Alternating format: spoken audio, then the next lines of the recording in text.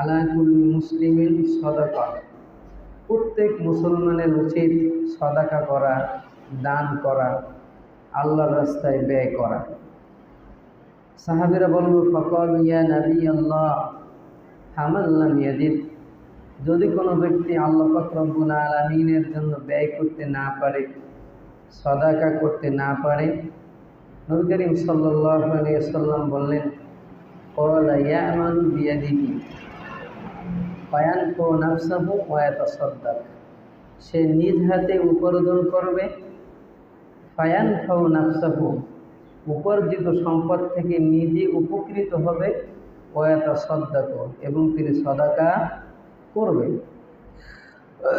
তো এ থেকে দেখা যায় যে প্রত্যেকটা মানুষের কথার মাধ্যমে, কর্মের মাধ্যমে, সম্পদের মাধ্যমে আল্লাহ সৃষ্টির জন্য ব্যয় করা, একজন মুমিন হিসেবে আর একজন মুমিনের প্রতি যে 6টা দায়িত্ব বা হক কর্তব্য আমাদের আছে, সালাম দিলে পরে সালামের উত্তর দেওয়া, আহ্বান করলে আহ্বানের, দাওয়াত দিলে দাওয়াতে সাড়া দেওয়া, হাসি দিলে হাসির উত্তর দেওয়া, মারা গেলে পরে তার জানাজা কাফন দাফনের ব্যবস্থা করা, ইত্যাদি যে বিষয়গুলো আছে, এগুলোর প্রত্যেকটাই আল্লাহ পাক রব্বুল আলামিন আমাদেরকে অসংখ্য নেকি দান করেন।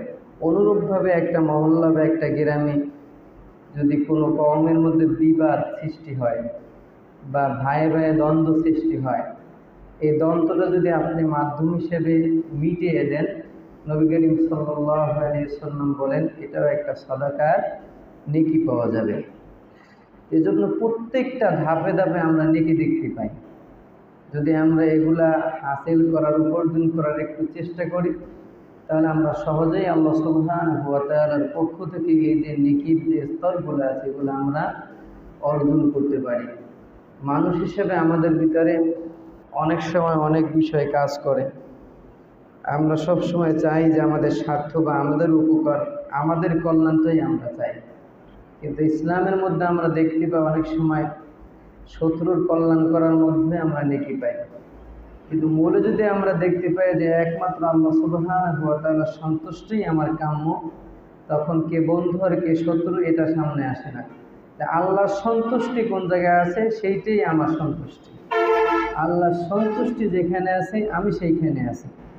এজন্য আমাদের মানুষ হিসেবে যে দুর্বলতা, প্রতিহিংসার যে একটা কাজ করে, এইটা দুর্বল করার একমাত্র মহা ঔষধ হলো যে আমি কাজটা করবো একমাত্র আল্লাহ সুবহানাহু ওয়া তাআলার সন্তুষ্টির জন্য। এটা চাই আপনার পক্ষের হোক অথবা আপনার বিপক্ষের হোক অথবা আপনার চিরদিনের শত্রুর হোক, যদি আপনি উপকার করার একটা সুযোগ পান, এটা যদি আপনি করে নিতে পারেন, তো পরকালে আপনি এর বিনিময়ে অনেক নেকি পাবেন। আল্লাহ নবী সাল্লাল্লাহু আলাইহি ওয়াসাল্লাম বলেন, আল্লাহু ফি আউনিল আবদি মা কানাল আবদু ফি আউনি আখি, যতক্ষণ একজন মানুষ অন্য কোনো মানুষের কল্যাণের জন্য, উপকার করার জন্য সময় দেয়, শ্রম দেয়, বুদ্ধি দেয়, আল্লাহু ফি আউনিল আবদি মা কানাল আখি, আল্লাহ পাক রব্বুল আলামিন ততক্ষণ পর্যন্ত ওই বান্দার কল্যাণে রত থাকেন।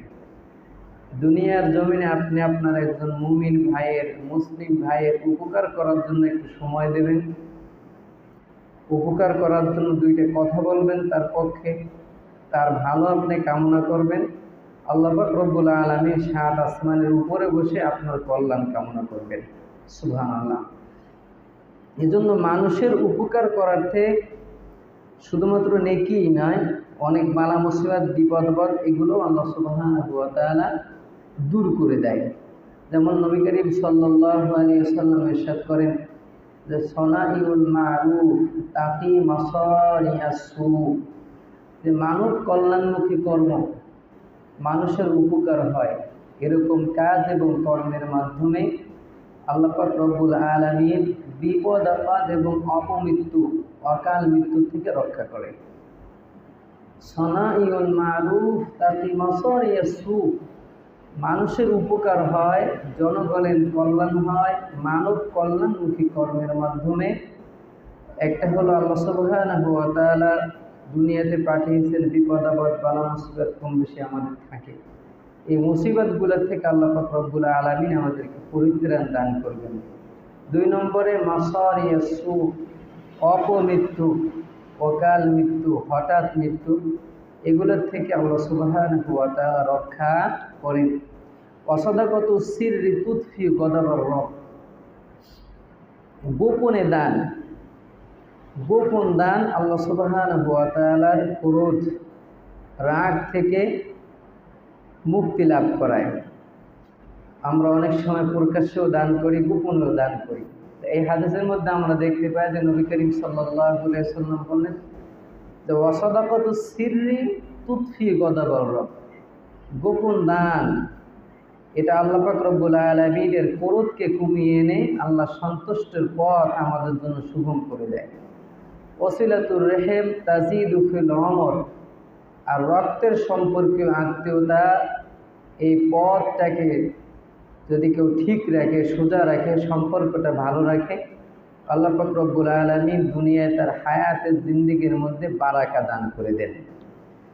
তো এরকম করে আরও অনেক হাদিসের ভিতরে আমরা দেখতে পাই যে মানুষের সেবা, মানুষের উপকার করা, মানুষের বিবাদ মিটিয়ে দেওয়া, এক কথায় মানুষ হিসেবে আর একজন মানুষের কল্যাণ কামনা করায়, উপকার কামনা করায়।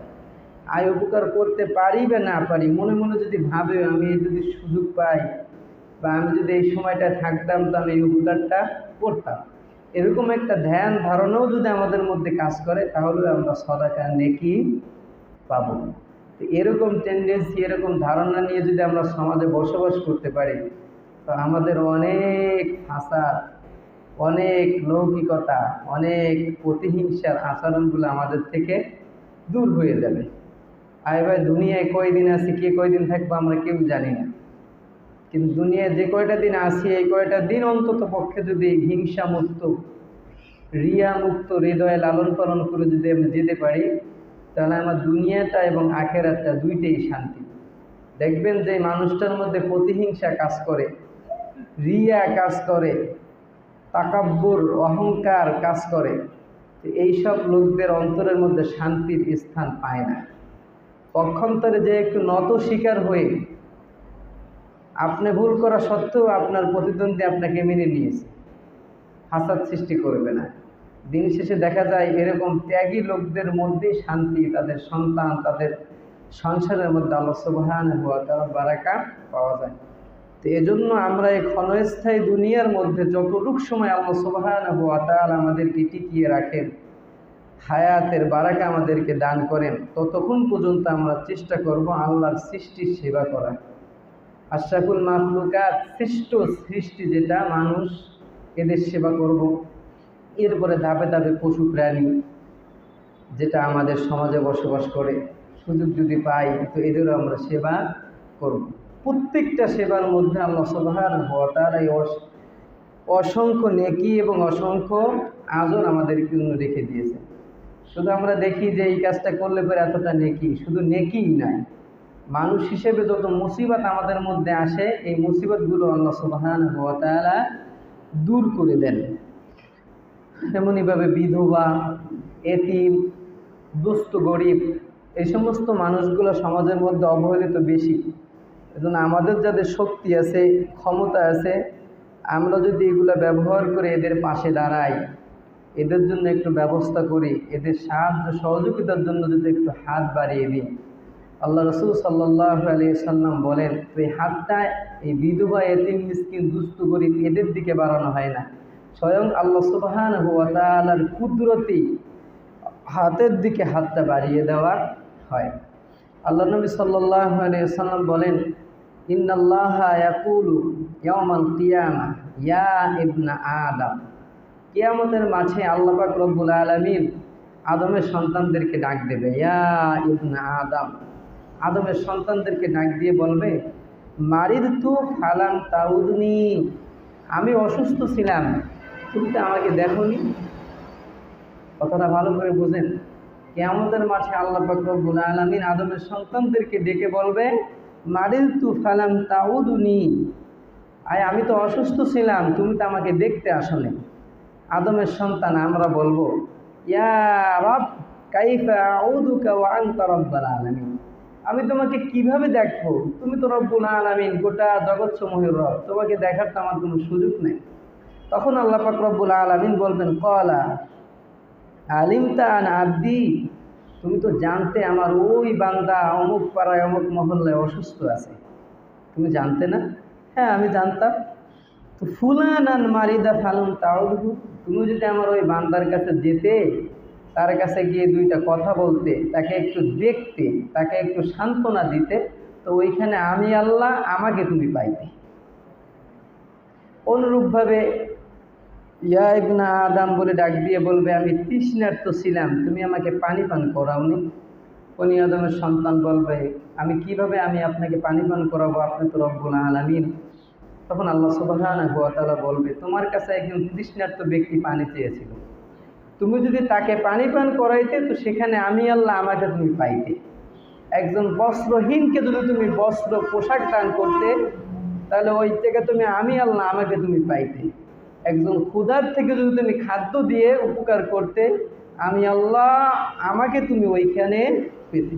তো এই জন্য এই জাতীয় যে বিষয়গুলো আছে, এগুলো যদি আমরা করি, একটু অগ্রসর হই, করার চেষ্টা করি, আল্লাহ পাক রব্বুল আলামিনের হাবিব বলে, মসজিদে নববী সওয়াবের দিক থেকে দ্বিতীয় স্থানে যে মসজিদ, সওয়াবের দিক থেকে সলাত আদায় করলে পরে সব থেকে বেশি নেকি হয় বাইতুল্লাহ, মক্কায় যদি সলাত আদায় করা হয়।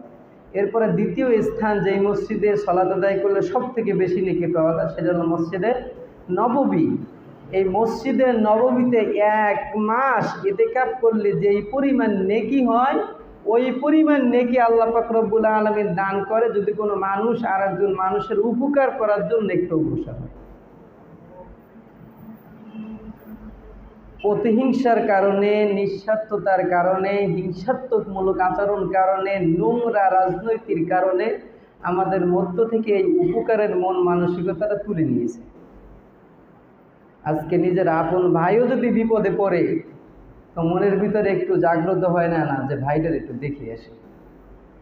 এমন একটা পরিবেশ আমরা সৃষ্টি করে নিয়েছি, তৈরি করে নিয়েছি।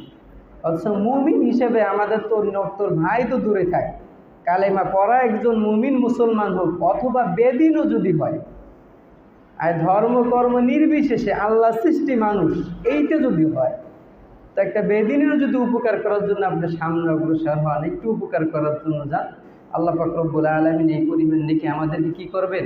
দান করবেন। আরও একটা সুন্দর মজাদার হাদিস শুনেন, যেগুলো শুনতে খুবই ভালো লাগে, মন নরম হয়, কিন্তু বাস্তবতা পরিবেশ এমন দাঁড়াইছে এগুলো করতে আমাদের মোটেই রাজি নয়। নবী করিম সাল্লাল্লাহু আলাইহি ওয়াসাল্লাম বলেন, আহাব্বুন নাসি ইলাল্লাহি আনফাউহুম লিন্নাস। আল্লাহ সুবহানাহু ওয়া তাআলার কাছে মানুষের মধ্যে সবথেকে প্রিয় মানুষ ওই ব্যক্তি। কোন ব্যক্তি? যে সালাত আদায় করে না, যে সিয়াম পালন করে না, যে জিকির আজগার করে না, যে হজ করে না, তাহলে কোন ব্যক্তি? কয় আনফাউহুম লিন্নাস, যেই মানুষটা সবথেকে বেশি মানুষের উপকার করে। কোন মানুষটা আল্লাহর কাছে বেশি প্রিয় একটু বলেন তো? যেই মানুষটা সবথেকে বেশি মানুষের উপকার করে, এই মানুষটা সবথেকে আল্লাহর কাছে বেশি প্রিয়। আহাব্বুন নাসি ইলাল্লাহি আনফাউহুম লিন্নাস। এরপরে বললেন যে তাহলে আমলের দিক থেকে কোন আমলটা বেশি প্রিয়? কয় আহাব্বুল আমালি ইলাল্লাহ, আল্লাহ সুবহানাহু ওয়া তাআলার কাছে সব থেকে প্রিয় আমল হলো সুরুরুন তুদখিলুহু আলা মুসলিম, কোন মুসলমানের অন্তরের মধ্যে আনন্দ প্রকাশ করা। কথাটা বুঝতে একটু কঠিন।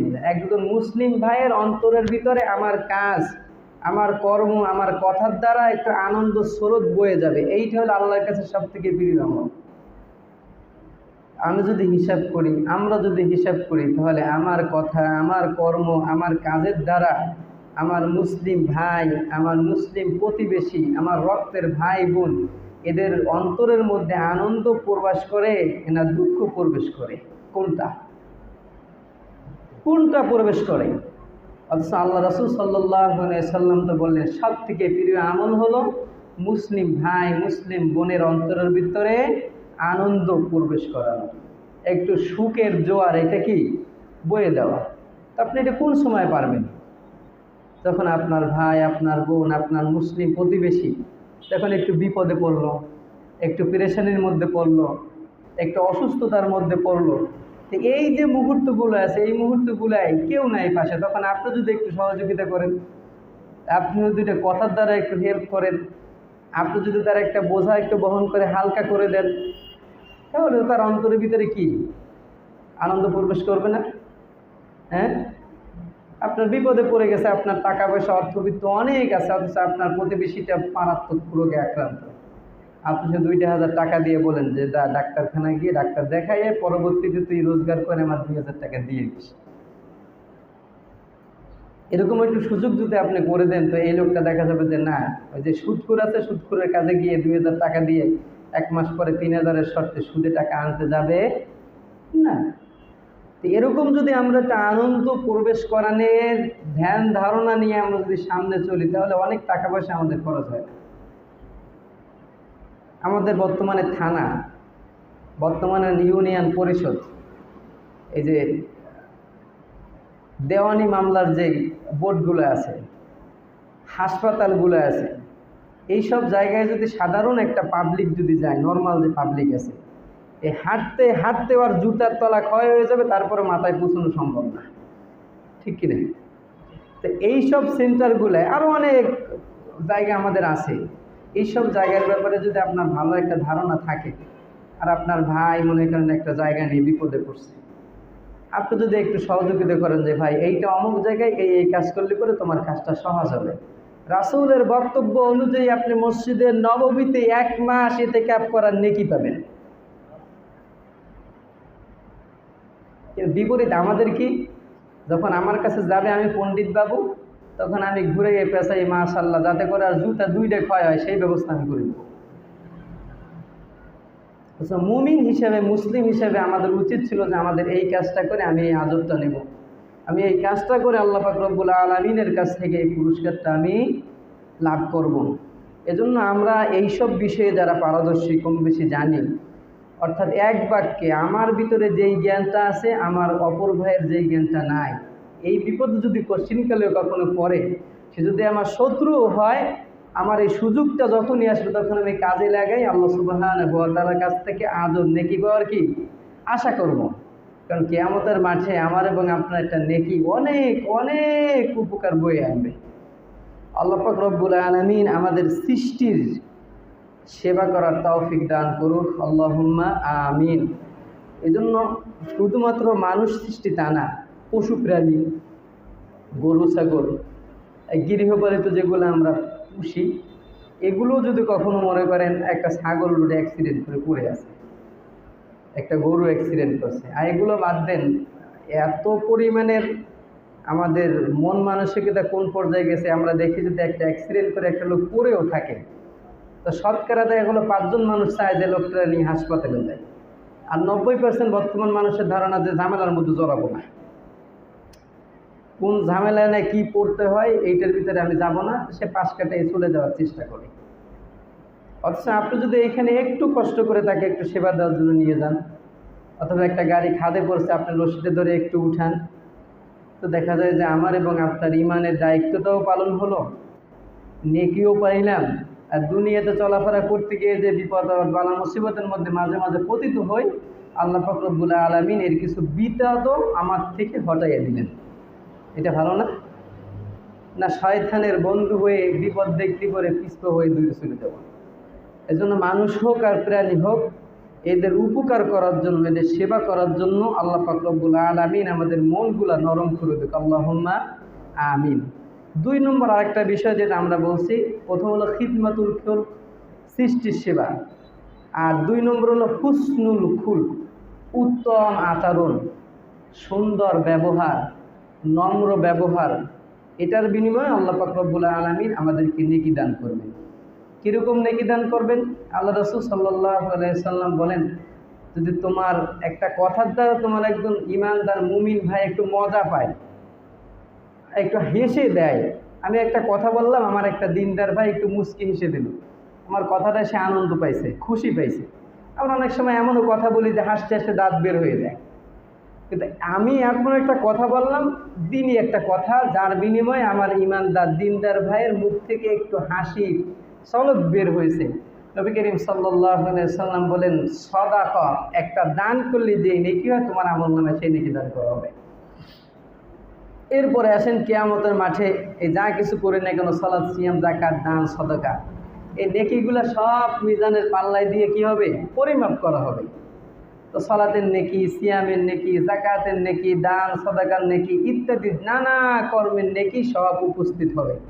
নবী করিম সাল্লাল্লাহু আলাইহি ওয়াসাল্লাম বলেন যে কিয়ামতের মাঠে মা শাইগুন আসকালু ফি মিজানিল মুমিন ইয়াউমাল কিয়ামাহ মিন খুলুকিল হাসান, যে কিয়ামতের মাঠে যখন নেকিগুলো মাপ দেওয়া হবে, সালাতের নেকি, সিয়ামের নেকি ইত্যাদি নেকামলের নেকি, তো সব নেকির থেকে ভারী নেকি হবে হুসনুল খুলক, অর্থাৎ উত্তম ব্যবহার, সৌজন্যমূলক আচরণ, ভালো ব্যবহারের কারণে যে নেকিগুলা আমাদের আমল নামায় ফেরেশতারা লিখে দিয়েছেন, এই নেকিগুলা মিজানের পাল্লায় সব থেকে বেশি ভারী হবে। এই নেকিগুলা কামাই করার জন্য কি কষ্ট করা লাগে বলে? পকেটের টাকাও খরচ করা লাগে না, মসজিদে এসে 15 মিনিট 20 মিনিট সময় ব্যয় করে সালাত আদায় করা লাগে না, কোরআনুল কারীমের তেলাওয়াত করা লাগে না। শুধুমাত্র এই মুখ, 2 ঠোঁট এবং জিহ্বা এবং কয়েকটা দাঁত এর সমন্বয়ে উচ্চারিত কিছু বাক্য, সমন্বয়ে উচ্চারিত কিছু কি বাক্য, অর্থাৎ সুন্দর ব্যবহার, শালীন ব্যবহার, সৌজন্যমূলক আচরণ, হেসে দিয়ে কথা বলা, সত্য কথাগুলো বলা, সোজা কথাগুলো বলা, এগুলোর বিনিময়ে আল্লাহ পাক রব্বুল আলামিন এত পাওয়ারফুল ভারী নেকি দান করবেন।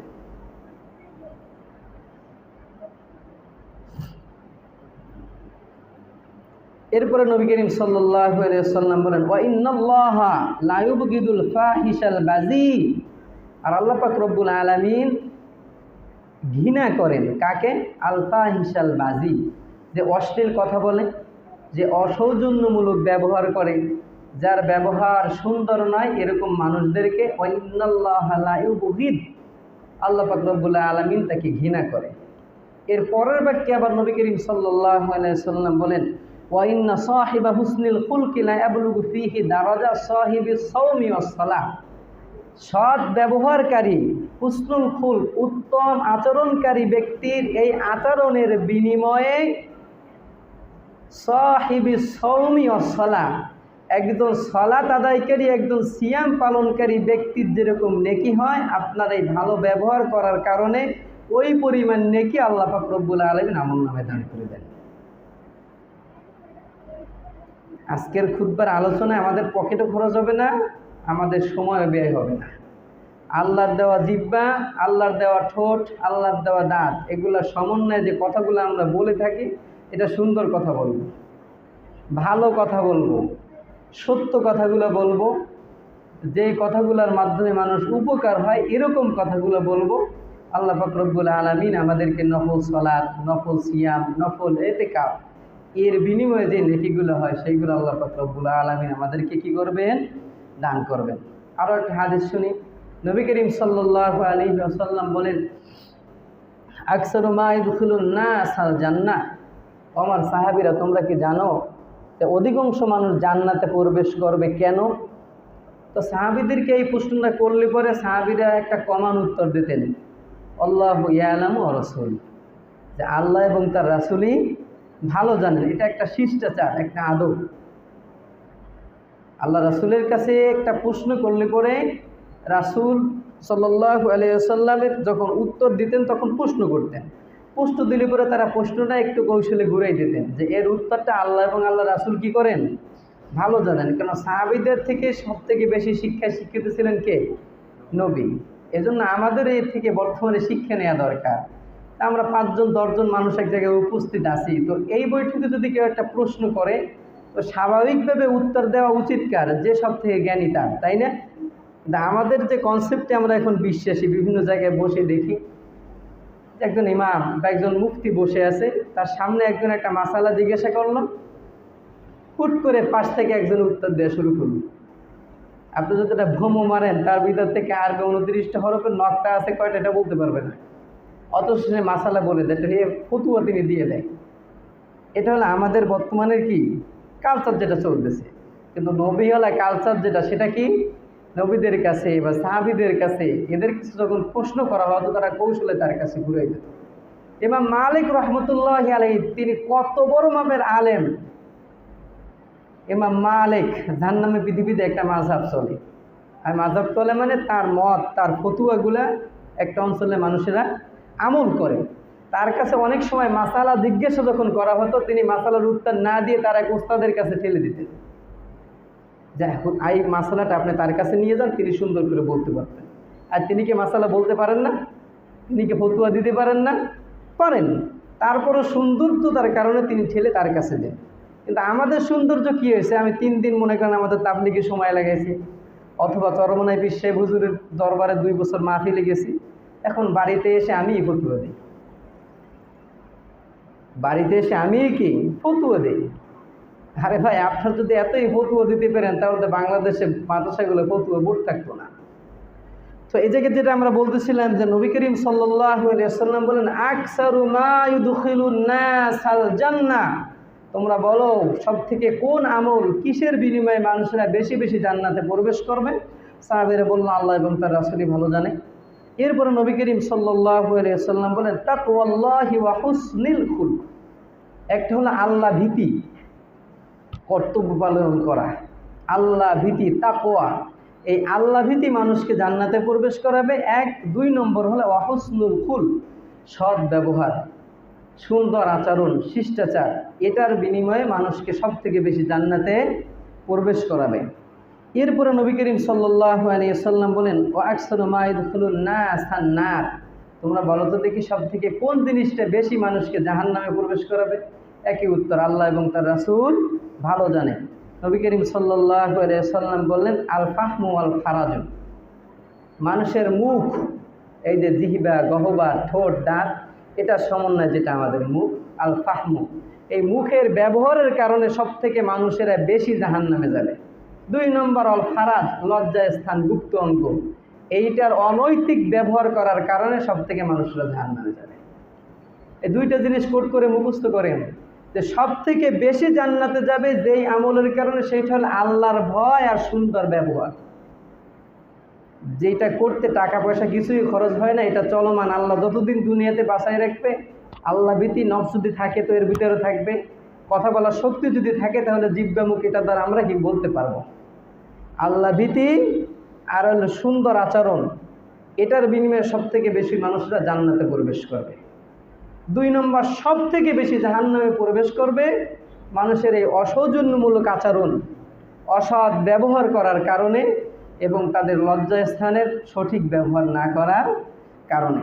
তো আল্লাহ সুবহানাহু ওয়া তাআলার হাবিব আমাদেরকে জানিয়ে দিলেন, জান্নাত এবং জাহান্নাম এটা তুমি কামাই করে নাও, 2টিই তোমার কাছে আছে, তুমি নিতে পারো। ভালো আচরণ করো, কিয়ামতের মাঠে সব থেকে ভারী নেকামল হবে তোমার এই ব্যবহারের কারণে।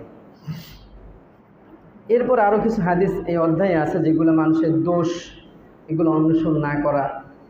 আমার ভিতরে কি দোষ আছে সেটা আমি সংশোধন, ইসলাহ করার চেষ্টা করব। কিন্তু মানুষের দোষ ত্রুটি এগুলো যদি ঢেকে রাখা হয়, আল্লাহ রাসূল সাল্লাল্লাহু আলাইহি ওয়াসাল্লাম বলেন যে কিয়ামতের মাঠে আল্লাহ পাক রব্বুল আলামিন তাদের দোষ ত্রুটি ঢেকে রাখবেন। কিন্তু আমরা এমন এক সময়ে বসবাস করি যেই সময়টা একটা মানুষের 10টা গুণের মধ্যে 9টা ভালো গুণ আছে, একটা মন্দ গুণ আছে। 10টা গুণের ভিতরে 9টা তার ভালো গুণ, একেবারে গ্রেট, একটা আছে একটু মাইনাস ফিগারে। তো আমাদের দৃষ্টিভঙ্গি এমন হয়েছে যে ওই যেটা একটু মাইনাস ফিগারে আছে ওইটারে টাইনে হিসড়ে লালন পালন করে পাম পট্টি দিয়ে বড় আকারে সামনে সাবেত করব, আর যে বাকি 9টা আছে এগুলোর একেবারে মাটি দিয়ে থুয়ে দেবো।